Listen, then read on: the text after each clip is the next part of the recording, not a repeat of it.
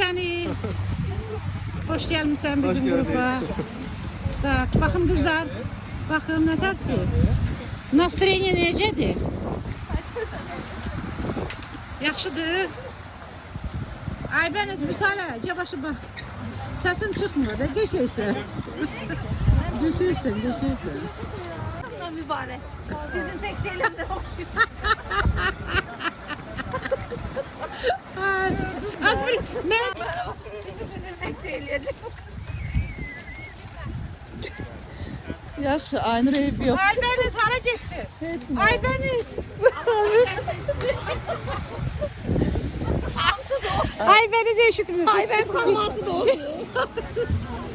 Aybəniz. Aybəniz. Eşitmirsən az. Aybəniz də öyle bir şey az o. Aybəniz değil bir şey o. Aybəniz. Aybəniz. Eşitirsən? O kızın dalından az yaxşı qucaqlaşın. O kızın dalından qaçırıb Aybəniz deyirəm o eşitmirsən yemin. Aybəniz de yoktu. Yandı getirmez Aybəniz eşitmirsən görüm sən özünmüş. Ben burada.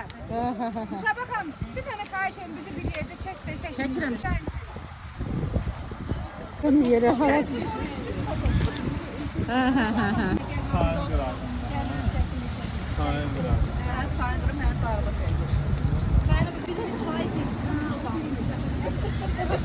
Evet, yeni Şabak. Şabak Hanım. Çektim. Avaryonlu yerleri çekme. Çekirim. Sapoğumu da çek. Sapok esas. Esas sapok. Tak gedin. Biz gedib o 5 parmağı fəth edirsiniz. Bak gedirik.